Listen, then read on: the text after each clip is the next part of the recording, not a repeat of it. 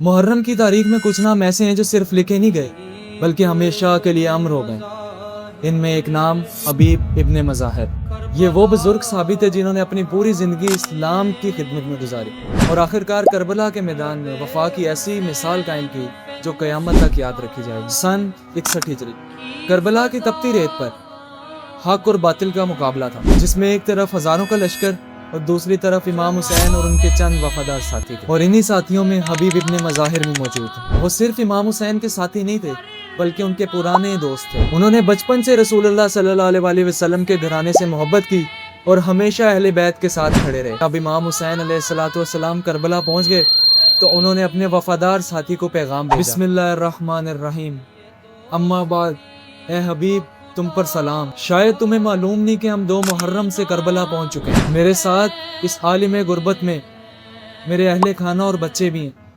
हमें चारों तरफ से दुश्मनों ने घेर लिया। अगर बेवतनों की मदद करना चाहते हो तो असरे आशूर से पहले करबला पहुंचाना, वरना फिर रोज़े क़यामत मुलाकात होगी।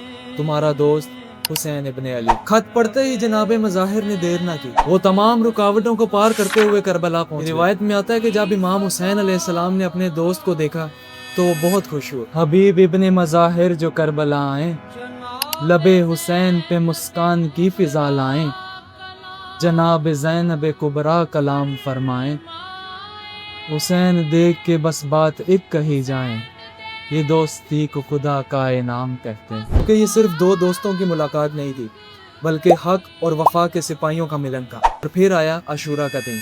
हबीब इब्ने मज़ाहिर की उम्र तकरीबन 75 बरस थी, मगर उनका जज्बा किसी जवान मुजाहिद से कम ना था। वो मैदान में उतरे और बड़ी बहादुरी के साथ दुश्मन का मुकाबला किया। और आखिरकार वो लम्हा आ गया जब हबीब इब्ने मज़ाहिर ने शहादत का रुतबा हासिल किया। इनका जिस्म जख्मों से चूर था मगर उनकी वफा सलामत थी। उनकी जिंदगी तो खत्म हुई मगर उनका पैगाम हमेशा के लिए जिंदा होगा। आज भी जब करबला का जिक्र होता है तो हबीब इब्ने मज़ाहिर का नाम बड़े इज्जत और एहतराम से लिया जाता है। उन्होंने दुनिया को सिखाया कि सच्ची दोस्ती सिर्फ अच्छे लम्हों में दुनिया का साथ देने के लिए नहीं बल्कि हक के लिए आखिरी सांस तक खड़े रहने का नाम है। सलाम हो हबीब इब्ने मज़ाहिर पर, सलाम हो उनकी वफा पर, और सलाम हो करबला के तमाम शुहदा पर। छोड़े ना मेरा साथ जो मुश्किल में भी मौला, एक दोस्त हबीब इब्ने मज़ाहिर साथ आकर।